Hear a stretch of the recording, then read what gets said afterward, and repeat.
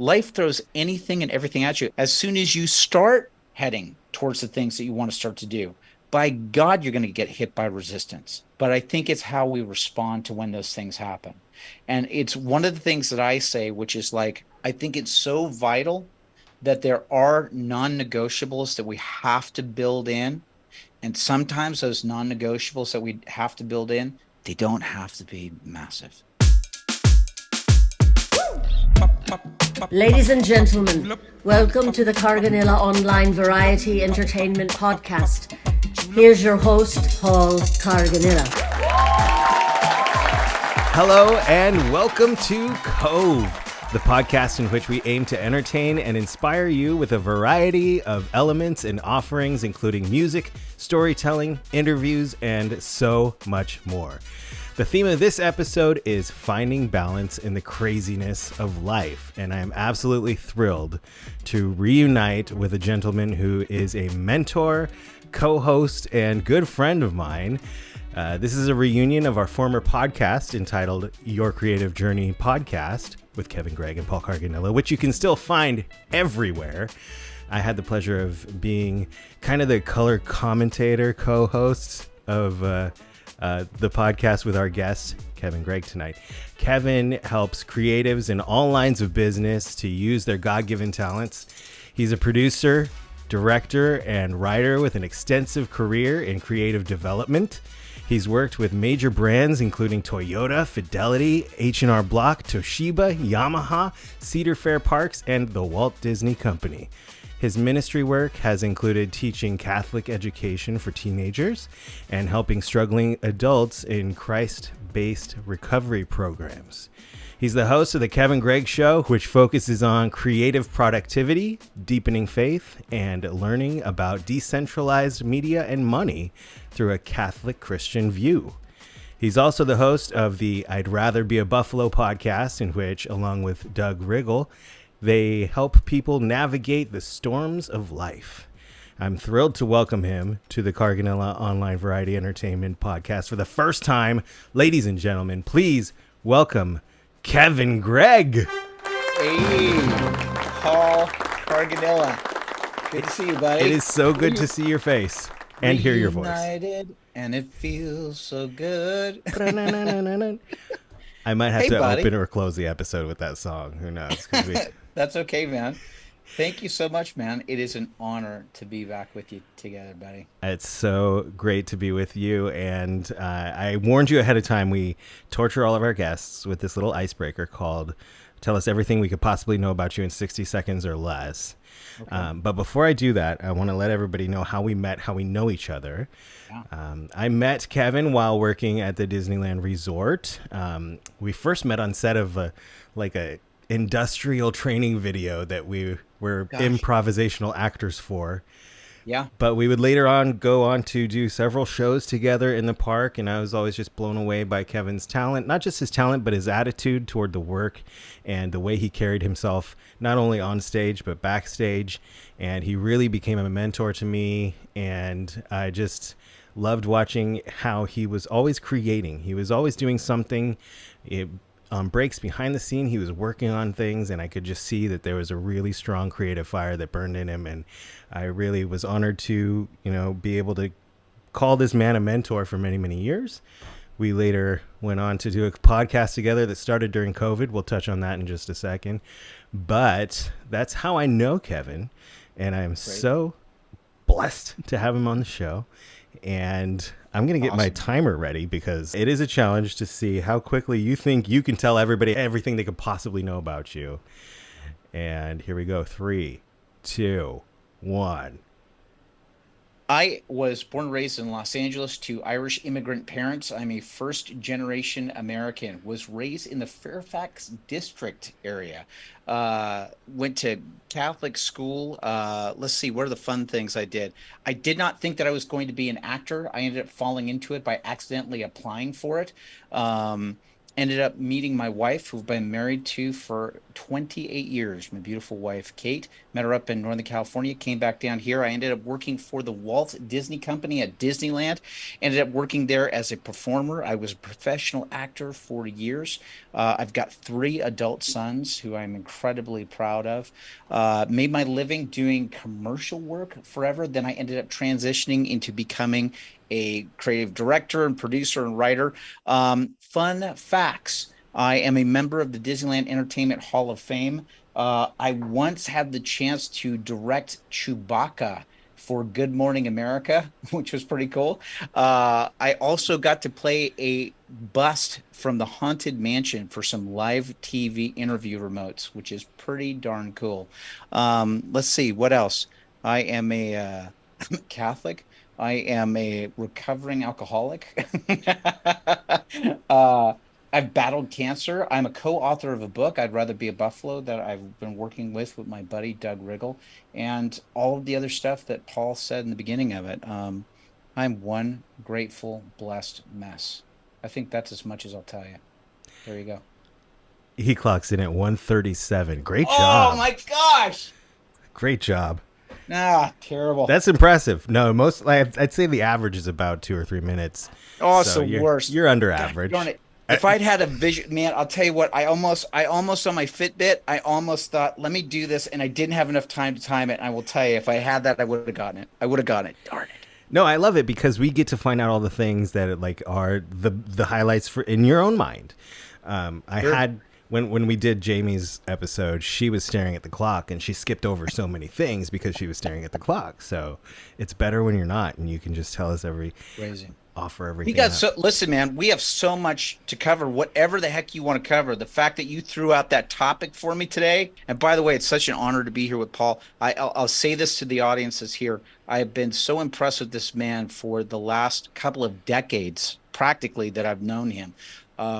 Honestly, you talk about me mentoring you, buddy. The stuff that you've continued to do with showing up with doing this work here on YouTube and with Audacity Network, and this guy's just always been striving and just experimenting. And again, that sort of virtual real family that you've created over the years has just been really impressive. A great model to follow. So, yeah, you've been the one that's been kind of an example for me. So glad to be back.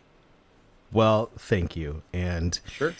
thank you for coming on back. And we said in the final episode of our podcast that we co-hosted that this isn't the end. I'm sure we're going to be back together doing something like this in some form or another soon, and here we are.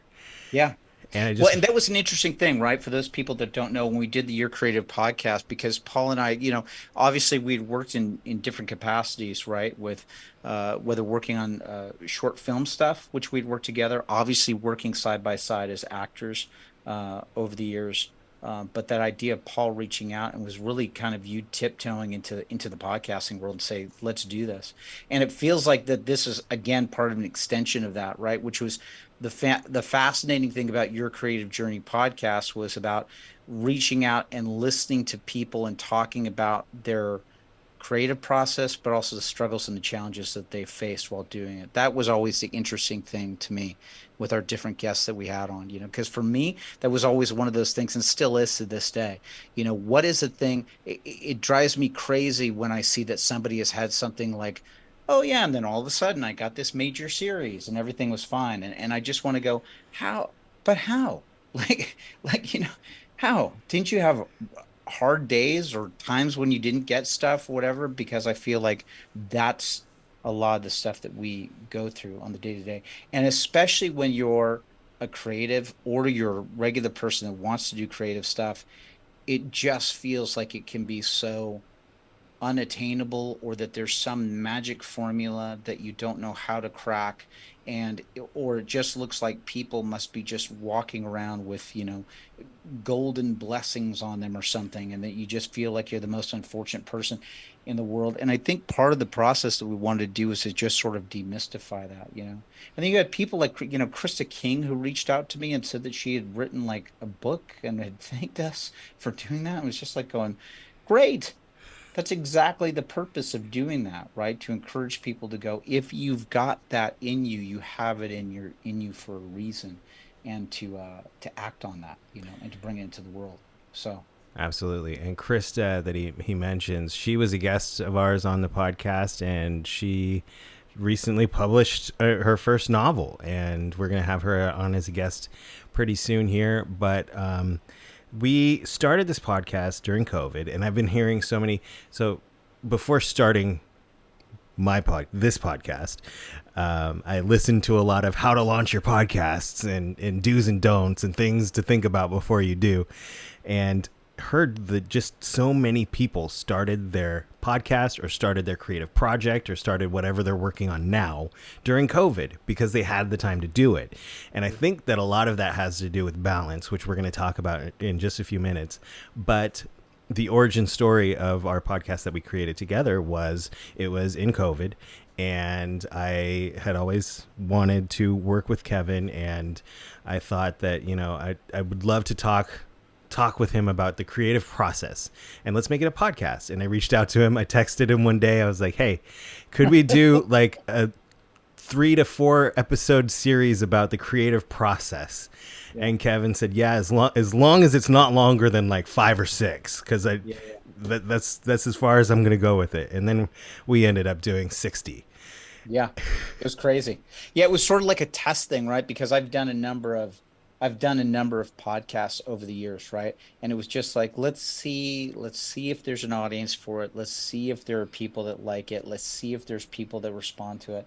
And you know, listen, complete transparency, it's not like all of a sudden we shattered charts. We didn't do that, but the feedback that we always got from people was like really really impressive. Like it always felt like whenever somebody found it, and there's still people that are downloading it continually, and that's all, it's available for archives, like Paul said, you can find it on Spotify or Google Podcasts, or even if you go to yourcreativejourneypodcast.com, you can find all of them there. So they're there, that are out there, but still people are downloading them. And I think that was sort of the hope, was that it would just be something that somebody could, no matter when they picked it up or when they listened to it, that it could be a perennial thing, which is like, it wasn't dated.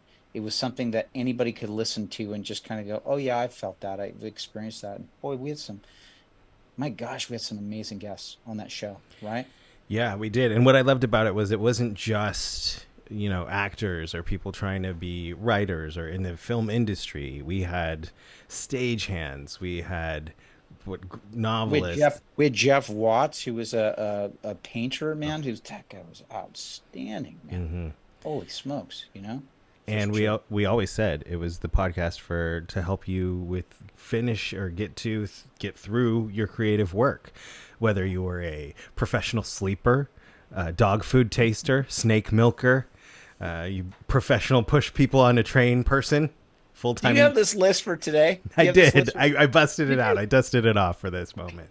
And with this new podcast that I've been doing,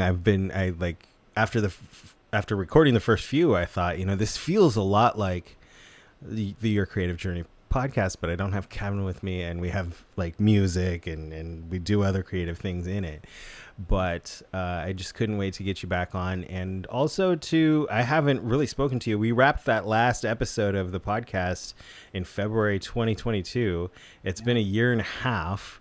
So I wanted to touch base with you and find out what's been going on with you in your life, and what I'm sure you've been working on something, because I know you, and I'd love to hear all about it. I'll just give you the just over 1 minute and 34-second version.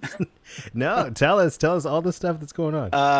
It's been interesting over the last couple of years, right? There's some very cool experiences that I've got to have, which is, during COVID and everything that was happening, learning to do like a lot of remote work. I ended up getting hired on by a math software company that was out of Toronto, that was using me for creative director work. They have software that's basically a thing that they sell to different school districts in North America. And the name of the company was Knowledge Hook. So I got to work with them for a couple of years doing like just creative director work, which was awesome. Like basically helping them like assemble together presentations. I was helping like putting together and storyboard things, which was amazing. I was like hiring on different talent to kind of go, hey, I need this. It was so cool to be able to to say, hey, here's a couple of sketches that I want. Now we need to hire an illustrator so that we can storyboard out these video ideas and stuff. And it was just fantastic. So I was able to work with them for a couple of years, which has been amazing. I've also been continuously working over the last several years with a educational fundraising company as well, where I do presentation work with them. And then occasionally I will dabble with the Walt Disney Company. They'll bring me in so that I can do I do educational stuff still down at the Disneyland Resort. They'll bring me in as for some contract work. And I've been doing a little bit of contract work with Imagineering on some projects for them, which has been cool, you know. It's been kind of nice to do that. The biggest thing I would say that's happened in the meantime is uh, towards the end of your creative journey, which is stuff I talk about with I'd rather be a buffalo.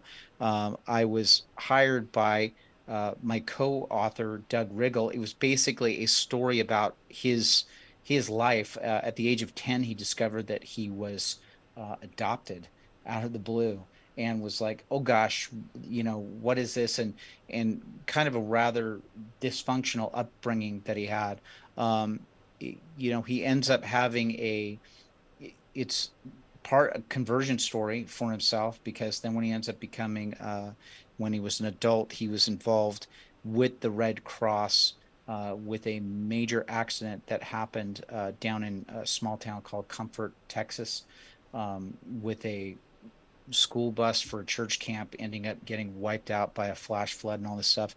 It ended up from the reactions that he had with the parents and the families and stuff that were there that were all practicing Christians. He had sort of a conversion moment that was like, I don't understand how these people can be going through this tragedy. And it just ended up being this incredible turnaround point for him.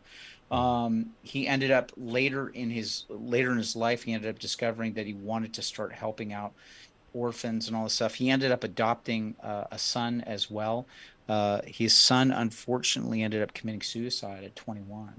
Wow. And so, yeah, he's ended up using a lot of his story and his pain in order to help other people. He's actually done a TED talk about this as well. So we ended up getting connected up to for me to help write this book with him, and we've just become very dear, close friends. Oddly enough, have never physically met in person. We have only done this virtually, and yet he's an incredibly dear friend. Wow. And so anyway, the both of us have partnered together. We've written several journals as well, and we have the book that's forthcoming. Doug's ran into some very interesting challenges. Boy, we call the book "I'd Rather Be a Buffalo" because it's actually based on Native American tales, which talk about buffaloes on the plains that when a storm is coming through over the plains, usually if cattle see it, cattle will turn and run away from the storm, but it causes them to be in the storm much longer. Buffaloes, anecdotally, will turn and charge right into the storm so they can get through it faster. Mm. So Doug was the one that kind of came up with that title, and I said that title is perfect. He is actually dealing with, just in December, he just got diagnosed with stage 4 cancer, which he is battling. So he's it's not a death sentence, but it is definitely a challenging thing, which is it's definitely limited stuff. So Doug continues to literally be a buffalo through this entire process. So we just continue to share that stuff, and God willing, continue to just like share this message of what happens when you run into challenges or difficulties or curveballs that come through your life. So that's the stuff that I've been working on, and then revamping a lot of the stuff that I've been doing with KevinGregg.com, the Kevin Gregg Show. Yeah. What are you doing over Really there? take Yeah, I had a really big shift that just happened for me. And Paul knew this because I had been talking to him as we got towards the end of our tenure together working on this. I have definitely felt a huge calling, especially with with my Catholic Christian upbringing to really like bring that to the forefront with a lot of stuff that I do. So really, I've been focusing on with shows I've been doing, material that I'm doing to really put forth number one, creative productivity, right? Some of the stuff that we've talked about on your creative journey of just like trying to get the stuff done, the amount of creatives that just go, I can't seem to push through this, but working through them with this, also about deepening faith and understanding about their Christianity, and then also learning more about decentralized media money, which I think is a tool to be able to use all of this stuff for not only for your art, but also for proclaiming the gospel. So those have just been like, I don't know, man, like those are things I just feel like have just been driving me and pushing me a lot. So congratulations on all of the work that you've been doing and working so hard on. And I'm saying this kind of tongue in cheek, but how much income do all these projects bring you as far as like supporting your family and making a living? What percentage would you say? I'm going to say that especially when I start talking about the I'd rather be a buffalo and the kevingregg.com, let's just put it this way. They're sort of the startup. they're the startup things where I am putting in the sweat equity without the returns in the moment, right? It's like literally trying to go, and believe me, Paul, when I say this, because it's a good point that you bring up, because most of the other stuff that I was talking about when I do any of the freelance creative director work or the stuff that I work with Disney or the stuff that that's all stuff that's great that helps to sort of pay the bills. The other stuff that I'm talking about with the sweat equity, and this is very important. I truly believe, and it's part of the reason why I've been doing this stuff with the Kevin Gregg Show as well. I do think that we are given specific talents, abilities, and skills that have a value and that can help other people. And it's about discovering and exchanging that value for value with other people. So the intent that I really have, and I'm glad that you sort of asked it, and it's great for me to be able to declare it on a public forum because this is a good thing for me to do. But currently I have a business model plan that's for me that even though I am making this other money from other sources of income, that my plan at this point within the next 3 years is to be able to transition things like I'd rather be a buffalo and kevingregg.com so that they're switching around so that those two things are the main things that are bringing in my money. And this is a big challenge, especially for creatives, because you gotta put food on the table, keep the bills paid, right? Keep clothes on the kids. So it's because believe me, I've had those moments where I've completely jumped off and have been like, this is it, I'm quitting and doing nothing. And then all of a sudden you have no source of income that's coming in. And it can really cause like panic. Mm-hmm. It can cause panic and it can start jamming up what you're doing. Oddly enough, you know what I'd like to compare this to? I almost want to compare it to when I was first starting out trying to be an actor and I was like in high school or in college. And I remember I'd have the other side jobs I would work, right? I remember for years I worked at like Pier 1 Imports while I was doing, theater in the evening and doing that stuff. But knowing that the intention was to eventually become a working actor. Oddly enough, I feel like I'm revisiting the same type of thing Mm-hmm. where it's like, you know what? I'm doing these other things, which is like, it's great. I'm super grateful that I have the work, but I also know where I'm truly heading. And it's not about it being a pipe dream of like, well, someday. It's like, no, man, like get very specific, lay out your business plan. Actually, Doug and I are laying out business plan stuff right now to try and like be very specific because guess what? I am very pro-capitalist and I think that we should be making a profit from these things so that we keep ourselves fed, you know? Sure. When you're putting that much time into it. And that's kind of the road I was trying to lead you down. And thank you for going on this tangent because it's exactly where I wanted to go, in that we need to find a perfect balance in our life, right? In in a dream world, we're all doing exactly what our heart, what where our passion is leading us toward, and we're just lighting fires all around us with everything that we feel we are here on this earth to do, and making a living doing it. Yeah. And so, I mean, what percentage of people are blessed to be able to say that they do that versus, people who are in very steady jobs, have great benefits, are taking care of their family, and love to do other stuff. It doesn't even have to be creative work. Maybe you love playing pickleball. You love, your Star Trek role play. And like, that is what you want to be doing, but you're in this 9 to 5 and you can't spend the time making your Star Trek costume, and you can't, hit the courts with your buddies because your schedule doesn't work out. And also you got a family, you're raising kids, Yeah. you're budgeting out time with your partner. And how important is it, in your opinion, to pay attention with all the other priorities in life, to pay attention to what it is that's burning inside you, that is that thing that you want to do? There's a couple of thoughts that come to mind here for me. Okay. Number one, I was just having this discussion. There's with KevinGregg.com, there's a project and a product that I'm working on that I'm going to reveal in the next month or so, that deals, or not next month, in the next several months, that deals with creative productivity and accountability.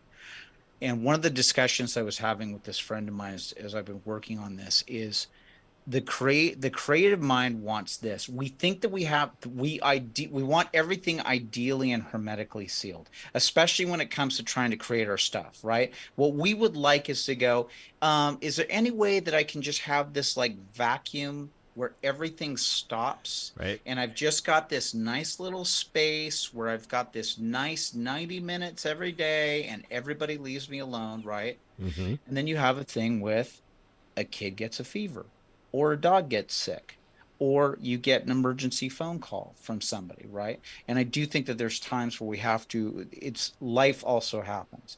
So I think that there's a couple of things that come is that is coming to mind as you're talking about this.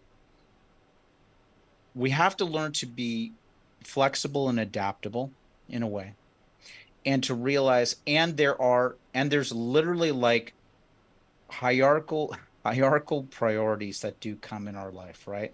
Yeah, I will tell you, and there's a tie-in that happens with this, with the creative side of it. I have come to believe that over time, any of this stuff that we're doing, right? Any of this stuff that we're doing is about growing and getting these relationships that we have beautiful and stronger and deeper, right? And so the first thing that would come to mind for me, and I think I've talked about it on our other show years ago, but the proper order of things is usually God, care of self, spouse, children, all these other things, right, that we have in our life. So obviously for me, a priority would be like, what am I doing to make sure that I'm taking care of myself mentally and physically, so that I'm not going to get resentful or break down, all right? Part of that's also the creative stuff. But then I've also got to consider about my spouse and my wife and make sure those are super important. Now, the other thing is, we can't have it where it's like we can pine whine as much as we want to make sure, well, I need to make sure that I've got the perfect amount of time to be able to do that. That's not life, right? Life throws anything and everything at you. As a matter of fact, when you go back to such ideas that Stephen Pressfield talks about with the war of art, as soon as you start heading towards the things that you want to start to do, by God, you're going to get hit by resistance. Resistance is immediately going to come out of the blue and say, nope, I don't want you to do that. And that's where a kid's going to get a toothache or something's going to happen, right? But I think it's how we respond to when those things happen. And it's one of the things that I say, which is like, I think it's so vital that there are non-negotiables that we have to build in. And sometimes those non-negotiables that we have to build in, they don't have to be massive. They don't have to be big.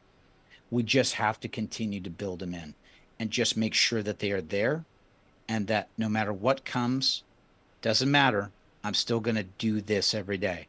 if the example is you feel led that your creative call is pickleball, we'd have a side conversation about that first. All right.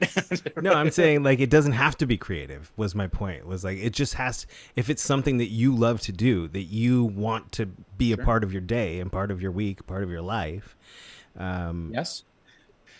Well, that's an interesting thing, isn't Paul? Let's unpack this a little bit. Let's get really specific, buddy. Let's get really specific. Sure. Because it is the thing. What are the things that we're claiming, right? Because there could be a difference between two of those things. Because I do believe like the rest and the refreshment, the Sabbath stuff, that stuff is like super important. Like you need that. You absolutely need that. I feel that that is also different from, for example, if you've got like a creative call or an urge of just like, I really want to make sure that I'm learning the guitar or whatever it is, right? So I would definitely say, yes, I think it's important to build in that rest, that refreshment, that relaxation, right? If that ends up being like the pickleball thing.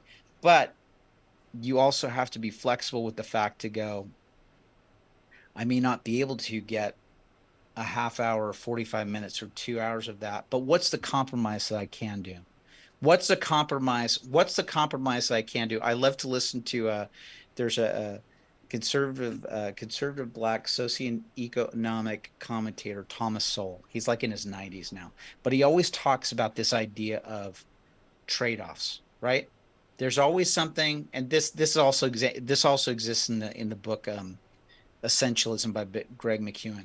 There's always a trade-off that's happening, right? Or if I'm saying yes to something, I'm also saying no to something else, right? And I think that that's the big trick that we can run into, right? So if you're going to be saying, we'll use pickleball as the example. If pickleball is the example where you just kind of go, I got to have my pickleball 45 minutes a night, every night. Okay. You're saying yes to pickleball for 45 minutes a night. What are you saying no to, right? So that means that you're also saying no to, and I also want to go out and hang out and have some beers afterwards. Or, or what is that trade-off or that compromise that you're going to have? That's my whole deal. I think that we get I really love the term anti-fragile that I've heard over the last few years. Anti-fragile is the idea of we get hit by stuff that is, but instead of it breaking us and making us weak or whatever, it's something that when we get hit by something that is a negative thing, that it ends up causing us to become stronger and stronger, right? Anti-fragile, right? Okay. And I think that we're living in a society so much that I think that we want to automatically run away from pain and discomfort. We want to run away from pain and discomfort. No, that doesn't feel good. I don't like it, right? And how many times I know that I've experienced this personally. I'm sure that you've experienced it, Paul. But there's so many times where I've said, you know what? This sucks, but I'm going to lean into it and lean through the suck. And that's kind of why I brought up how much are you making with these projects? It's like, and I talked about it in one of our previous episodes of this show. Like, I'm not making podcasts because there's a lot of money in podcasts. I do that voice when I'm talking about getting rich. I don't know why, it just happens. But it's because there's just something inside me that wants to talk about these things, that wants to bring these things into the world. And even, no matter how many downloads there are per week, and when you're starting off a new podcast, you gotta have laser vision and see right through any number of downloads per week. But yes. It's not for that. This is not something that I'm doing for the betterment of my family, for future investments by any means. I'm making this podcast because I love it. I don't know. There's something inside me that just wants to do it, has wanted to do it for years and years and years. Right. And so when I ask, when you're balancing your freelance work, you're balancing your family, all of the time management involved in family life and a career and working on things that you're passionate about, which you clearly are with this, your podcast and your book and all of the things that take up these precious chunks of time that are real estate in your life that are worth so much to not only you, but your family. Yeah. what is that drive that keeps you going? And I love what you said about, you've got a plan, and the plan is to turn it into the business and to reach that dream goal of creating something that can sustain your lifestyle, and it is what you love to do. And I think that, it's tough to balance all of these things in our lives, but once I love that you've got this list of priorities that you've had for several years that still, leads you to your true north. Well, for me, the other thing too is, Paul, is that I've also had to say, going back to this concept of trade-offs, there's a lot of things I've had to say no to over the last decades, over the last couple of decades. And for me, several of those things included, and this goes back to an interview that I heard years ago with Ron Howard. He was being interviewed at, I don't think it was AFI. He might have been at like either UCLA or USC, but it was a recorded thing I was hearing.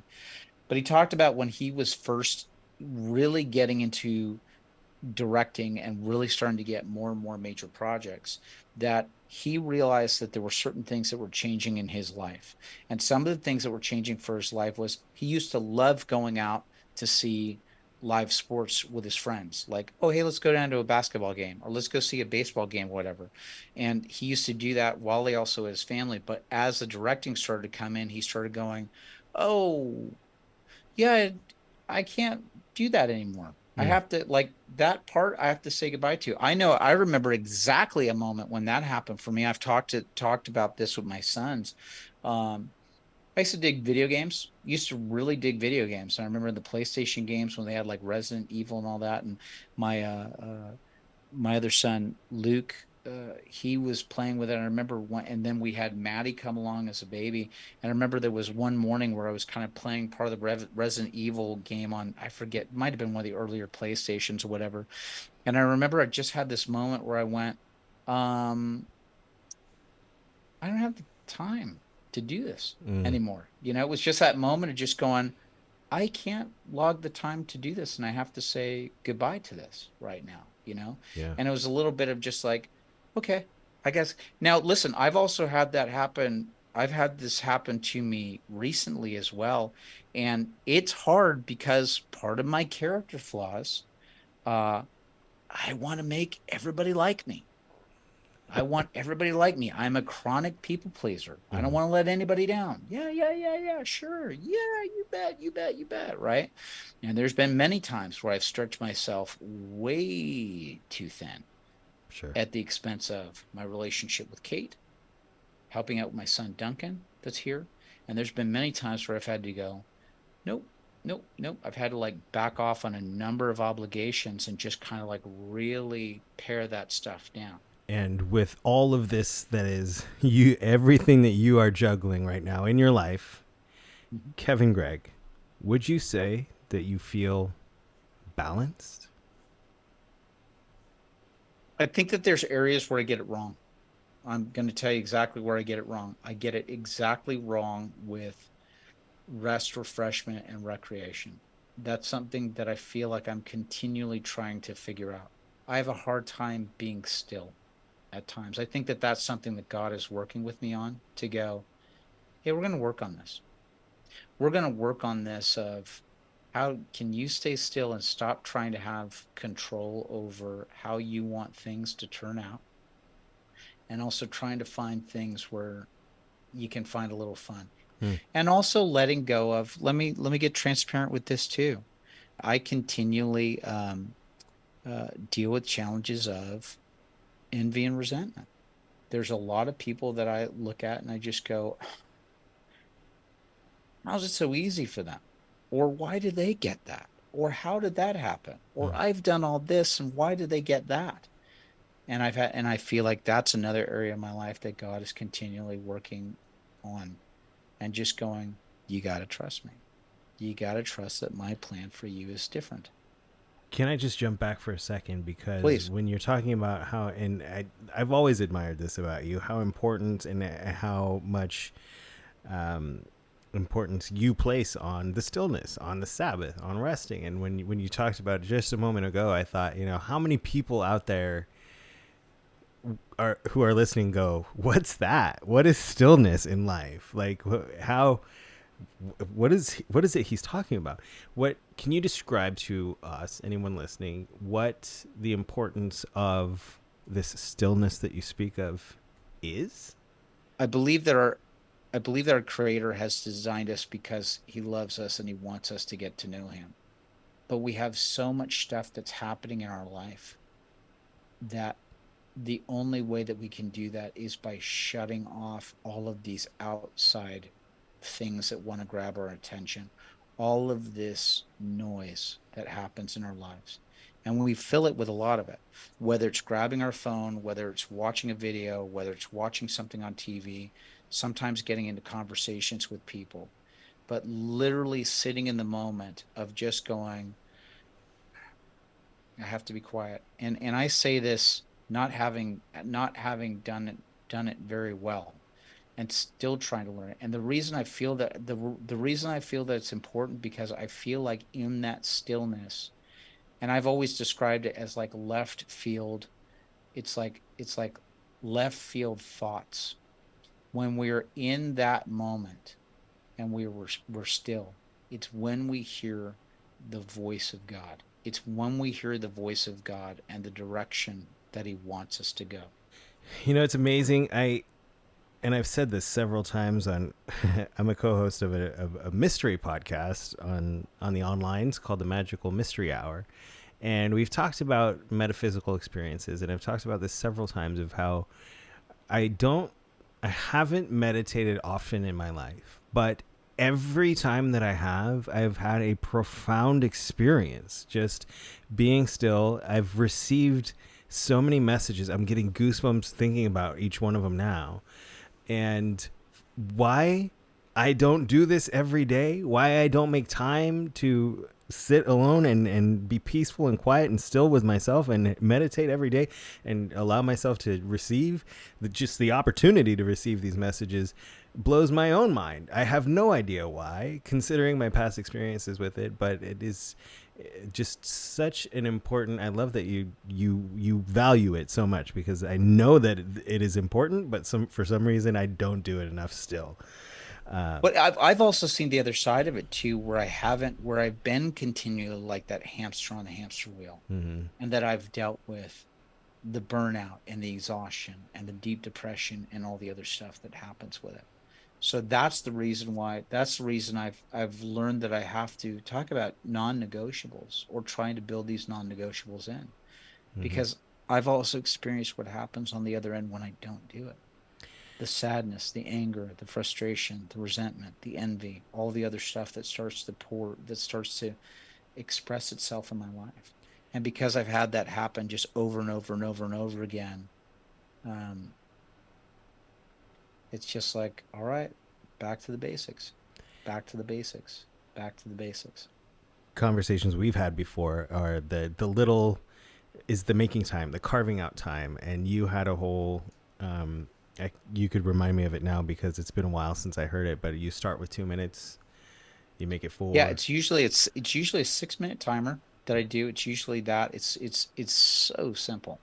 Like whatever that is, it's just about even if this is something creative, or if this is something that you're doing with prayer or whatever that stuff is, it's ideally starting at 6 minutes. But if 6 minutes is too much, then go to 3 minutes, right? And all it is just setting a timer for 3 minutes. If the thing is about like, oh yeah, I want to practice this, I want to practice this being still and not listening, I'll give you a big hint, especially when it comes to practicing being still. Do yourself a favor and set it for 1 minute. Do it for just 1 minute It's and gonna just feel get like through. 5. I know we're up against the clock, so I've got one last question for you before we wrap it up. But Yes, sir. for anybody out there listening who feels like they would love to have balance in their life, whether they're struggling or they just feel a little off, what advice could you offer them? If you're feeling a little off, I would recommend by just saying this: help me, God. That's all. I understand that it takes time, like you may not have the understanding of a higher power or God or whatever that is. Maybe do yourself a favor I guarantee you that there's probably somebody in your life that they're probably a good example for you. And I'm not talking about a pious example. I bet you that there's somebody in your life right now that you could think of that you go, you know what? They'd be a good person for me to talk to. They'd be a good person for me to talk to.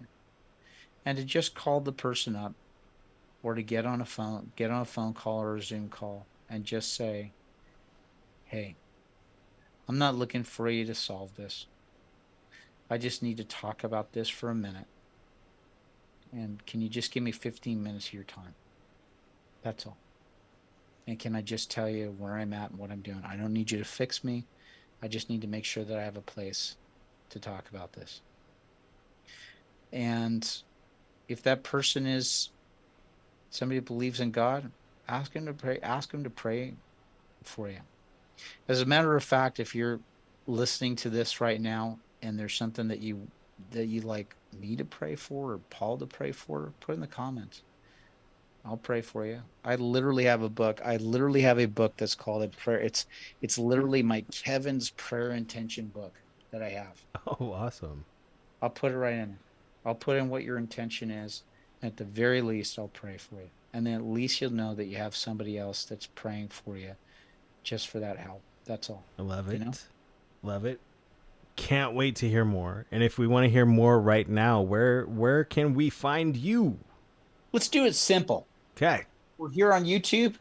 Just go to youtube.com/@ Kevin Gregg Show. That's like angry egg, Gregg, egg. Kevin Gregg Show, @ Kevin Gregg Show. And if you want to hear the stuff that Doug Riggle and I do, talking about like going through challenging things, and believe me, man, Doug is an amazing person to listen to. This is a dude that's living it. He's living it with stage 4 cancer. And we talk through this stuff. Same thing, youtube.com/@ I'd rather be a buffalo. All just one word. So look us up here on YouTube @ Kevin Gregg Show or @ I'd rather be a buffalo. If you're listening to the audio podcast, we will put all of these links in the show notes for you. Listen, Kevin, I cannot thank you enough for carving out the time to spend with us this evening. And it was such a fun reunion. And I feel like we only scratched the surface. We should do this again. Absolutely. Paul, reach out to me, brother. We'll figure it out. You throw out what the topic is. We'll hash it out and we'll do it again. So grateful that we had you here tonight. And we'll talk to you very soon. Sounds good, buddy. God bless you. Thanks, everybody, for listening and watching.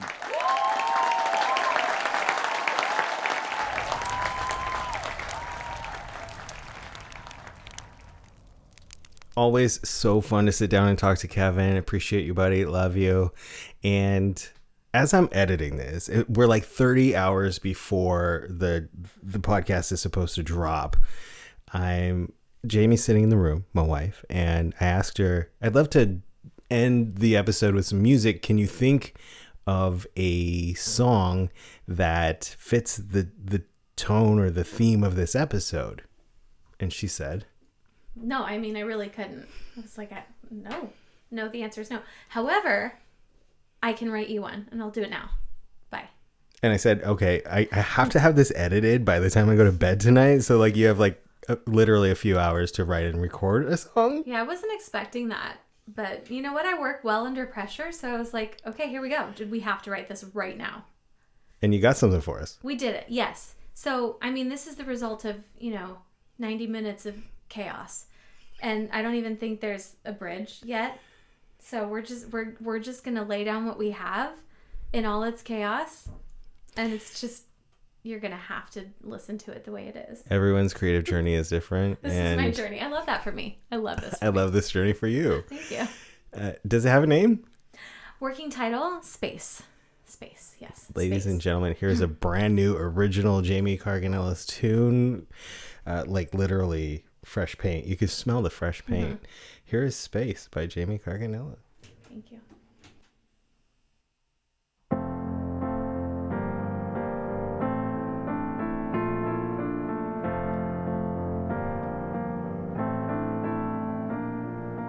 Monday morning, here again. It was Friday night, and then the time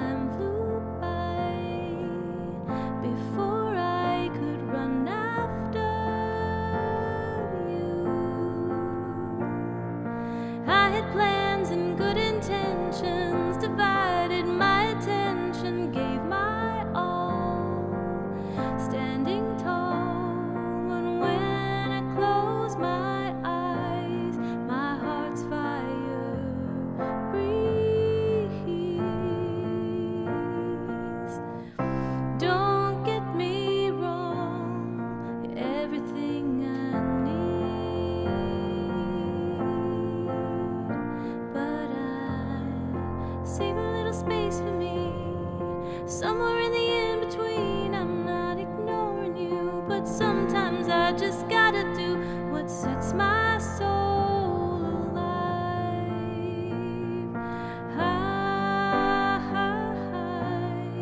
Save a little space for me.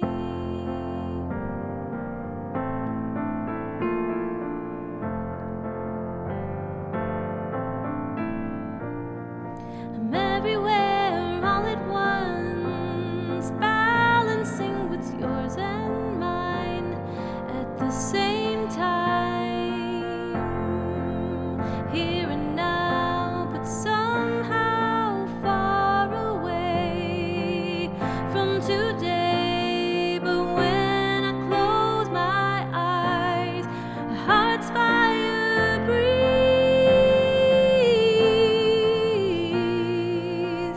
Don't get me wrong, you're everything I need. But I save a little space for me, somewhere in the in-between. I'm not ignoring you, but sometimes I just gotta do what sets my soul alive.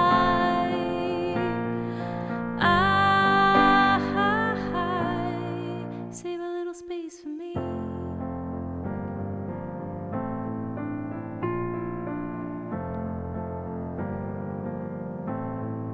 Save a little space for me.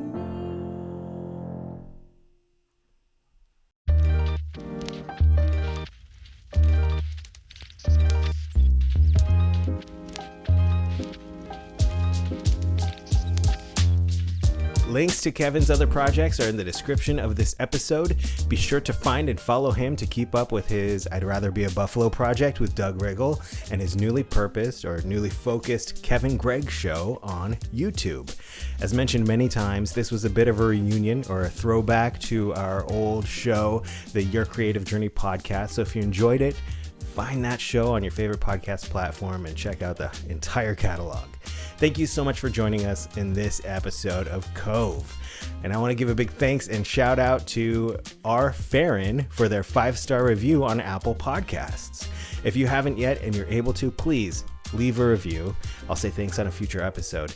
But most importantly, be sure you are subscribed to the show. It is a weekly grab bag of fun, entertaining, or inspirational content. And next week's offering will be something entirely different. I hope to see you there.